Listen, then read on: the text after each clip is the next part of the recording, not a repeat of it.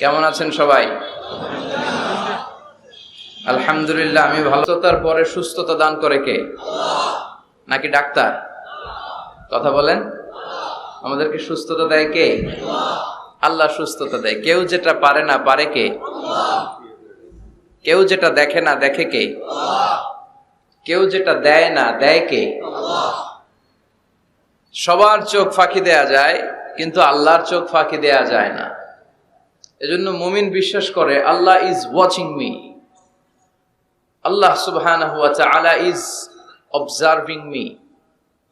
আল্লাহ আমাকে দেখছেন, তিনি আমাকে অবজার্ভ করছেন, আমার প্রতিটি কাজ, আমার প্রতিটি মুহূর্ত। In the day of judgement তার কাছে পাই টু পাই, তার সুপ্রিম কোর্টের কাঠগড়ায় দাঁড়িয়ে আমাকে হিসাব দিতে হবে।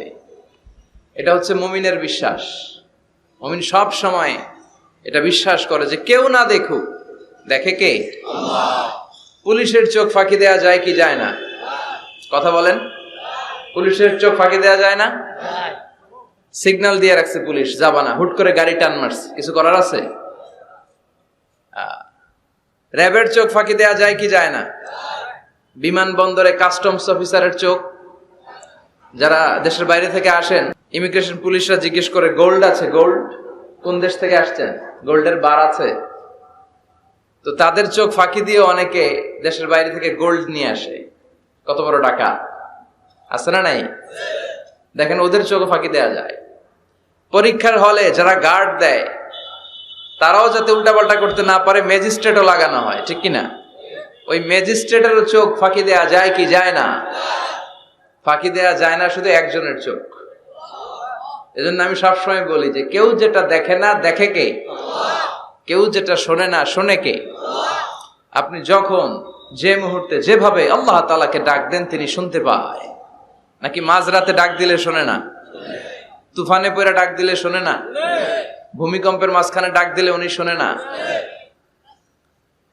এই বিশাল ৭ আকাশ, ৭টা স্তরের জমিন, এই ৭ স্তরের জমিনের নিচে কোন গোপনতম প্রকোষ্ঠে কোন একটা বক্সের ভিতরে যদি ছোট্ট একটা মাকড়সা বা পিপিলিকা হেঁটে বেড়ায়, আল্লাহ বলেন আমি ৭ আকাশের উপর থেকে, আমার আরশের উপর থেকে ওই পিঁপড়ার পায়ের আওয়াজটাও শুনতে পাই।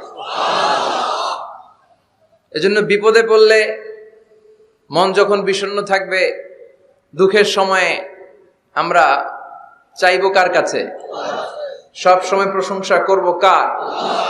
ইযা সাআলতা ফাসআলিল্লাহ ওয়া ইযা ইসতাআনতা ফাসতাইন বিল্লাহ। যখন সাহায্য চাইবে আল্লাহর কাছে চাও,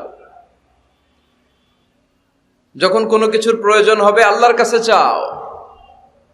বিষ্ণু বলেছেন তোমার পায়ের জুতার ফিতাও যদি ছিঁড়ে যায়, মুচির দোকানে যাওয়ার আগে, জুতা ছিঁড়ে গেছে, মুচির দোকানে তো যেতেই হবে, কিন্তু মুচির দোকানেও যাওয়ার আগে চাইবা কার কাছে? আল্লাহর কাছে। এটা হচ্ছে মুমিনের বিশ্বাস। অগাধ বিশ্বাস থাকবে তার আল্লাহর উপর। যে কোনো পরিস্থিতিতে মুমিন এটা বিশ্বাস করে যে এই ক্রাইসিস থেকে একমাত্র আমাদেরকে উত্তরণ করতে পারেন একটা সত্তা। চিল্লায় বলেন তিনি কে? আল্লাহ। এজন্য সব সময় আমরা তার প্রশংসা করব। আল্লাহর প্রশংসা কি কম কম না বেশি বেশি? বেশি বেশি প্রশংসা করলে খুশি হয় কে? আল্লাহ। লা ইন শাকারতুম লা আযীদান্নাকুম ওয়া লা ইন কাফারতুম ইন্না আযাবি লাশাদীদ। যদি আমার শুকরিয়া করো, আমাকে যদি থ্যাঙ্কস দাও, তাহলে আমি আল্লাহ তোমাকে নেয়ামত যা দিয়েছি আরো বাড়িয়ে দেব। আর এত কিছু দেওয়ার পরেও যদি নাশুকরি করো, তাহলে জেনে রাখো আমার শাস্তি বড় ভয়ানক। আমি আল্লাহ সব সময় ধরি না, ধরলে ছাড়ি না। ধরে ধরে ধরে না, ধরলে আল্লাহ। মনে থাকবে এই কথাগুলো? আল্লাহ ইজ ওয়াচিং মি, মনে রাখবে। অনেকে আমাদেরকে প্রশ্ন করে যে হুজুর আমি 5 ওয়াক্ত নামাজ পড়ি, ইয়াং ছেলেরা, আমি ইয়াংদের কথা বুঝি, ইয়াংরা আমার কথা বুঝে, আমি নিজেই তো ইয়াং, বুঝতে তো হবেই। তো অনেকে আমাকে প্রশ্ন করে যে হুজুর আপনাদের আলোচনাগুলো শুনে আমার জীবনের মোড় পরিবর্তন হয়েছে, কিন্তু এই পর্নোগ্রাফির করাল গ্রাস থেকে আমি নিজেকে বাঁচাতে পারছি না। আমি নামাজও পড়ি, আবার অশ্লীল ভিডিও দেখি। আমি সকালে তওবা করে বিকেলে দেখি, বিকেলে তওবা করে সকালে দেখি। এরকম সমস্যা আমার অনেক যুবক ভাইদের আছে না নাই? তোমাদের যাদের এই সমস্যা, তাদের মোবাইলের ওয়েলকামিং নোটে তুমি লিখে রাখবে আল্লাহ ইজ ওয়াচিং মি, মানে আল্লাহ আমায় দেখছেন। তুমি যেই ল্যাপটপ ইউজ করো, ওই ল্যাপটপের এক পাশে টাইপ করে তুমি লিখে রাখবে, আল্লাহ সুবহানাহু ওয়া তাআলা ইজ ওয়াচিং মি। তিনি আমায় দেখছেন, তিনি আমাকে প্রত্যক্ষ করছেন। পৃথিবীর কেউ দেখে না। দরজা বন্ধ করে, লাইট অফ করে, জানালার পর্দা নামিয়ে দিয়ে একা একা লুকিয়ে লুকিয়ে অশ্লীল ভিডিও আমি দেখছি, কেউ দেখে না। দেখে কে? আল্লাহ। এজন্য আল্লাহর ভয়টা মুমিনের অন্তরে সব সময় থাকা চাই। আল্লাহর ভয় যদি কোনো মুমিনের অন্তরে থাকে, সে মুমিন কখনো পথ ভুলে যায় না, ঠিক কি না? যাদের হৃদয়ে আছে আল্লাহর ভয়, তারা কবু পথ ভুলে যায় না। আল্লাহর প্রেম ছাড়া এই দুনিয়ায় কারো কাছে কোনো কিছু চাই না। পড়েন সবাই। যাদের হৃদয়ে আছে আল্লাহর ভয়, তারা কবু পথ ভুলে যায় না। আল্লাহর প্রেম ছাড়া এই দুনিয়ায় কারো কাছে কোনো কিছু চাই না। রাতের আধারে যারা সেজদাতে রয়, দু চোখের শ্রুতে নদী যেন বয়। ছলনার হাতছানি যতই আসুক, পেছনে ফিরেও সে তাকায় না। যাদের হৃদয়ে আছে আল্লাহর ভয়, তারা কবু পথ ভুলে যায় না। আল্লাহর প্রেম ছাড়া এই দুনিয়ায় কারো কাছে কোনো কিছু চায় না। চিল্লায় বলেন ঠিক কিনা? আল্লাহর ভয় এটা অনেক দামি জিনিস। এটার নাম হচ্ছে তাকওয়াল্লাহ। এটার নাম কি? তাকওয়া। ওমরে ফারুক উবাই ইবনে কাব রাদিয়াল্লাহু তাআলা আনহুকে জিজ্ঞেস করলো, ইয়া উবাই, মা হুয়া তাকওয়া? উবাই, তাকওয়া কি? হোয়াট ইজ তাকওয়া?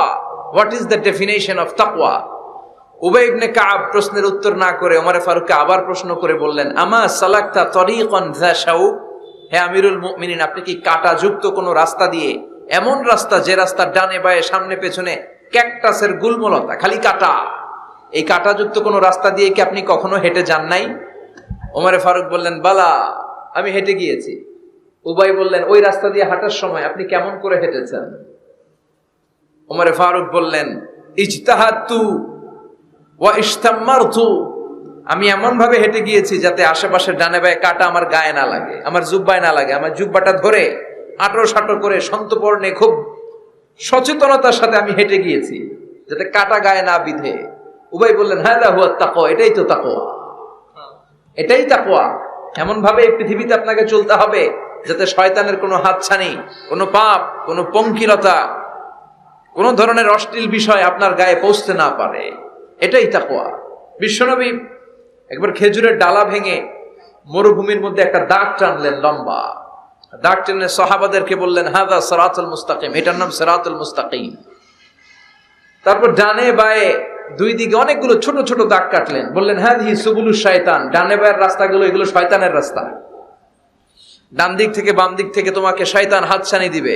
গানের কনসার্টে চলো, দুম্মা চলে ধুম দেখতে চলো, জুয়াবাজিতে চলো, নিষিদ্ধ পল্লীতে চলো, একটার পর একটা হাতছানি আপনাকে ডানে বায়ে সামনে থেকে পেছন থেকে আপনাকে গ্রাস করে ফেলতে চাইবে। কিন্তু মুমিন যখন সিরাতুল মুস্তাকিমের পথে একবার উঠেছে, এই পথটা শুরু হয়েছে দুনিয়া থেকে, এটার ওই প্রান্তে আছে জান্নাতুল ফেরদাউস, ঠিক কিনা?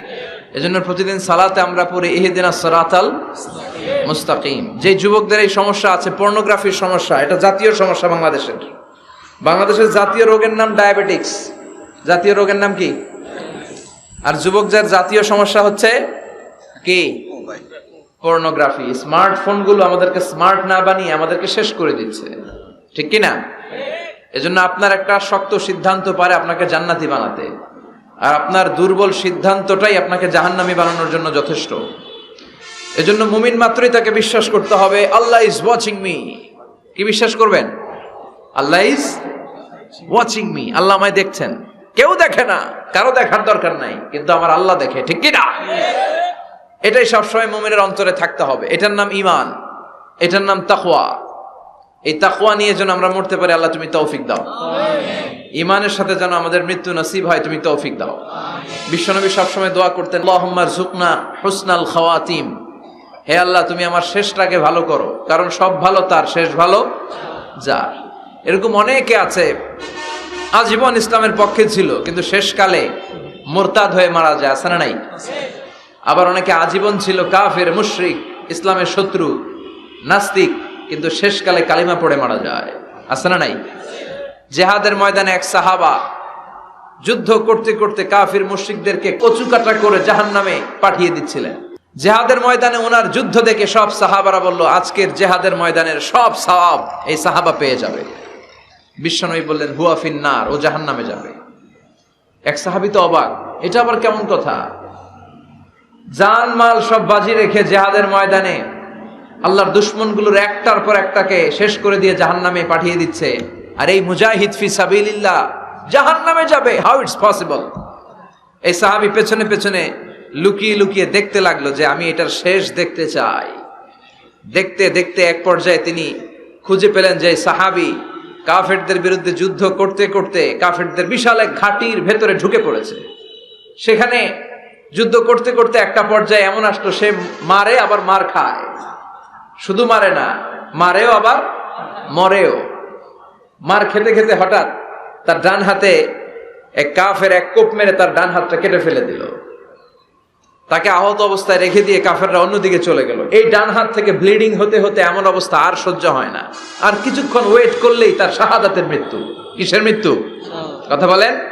আমাকে শহীদ করে সেই মিছিলে শামিল করে নিও, যে মিছিলের নেতা মীর হামজা খোবায়েবে খাব্বাব আল্লাহর কাছে ছিল অতি প্রিয়, শামিল করে নিও।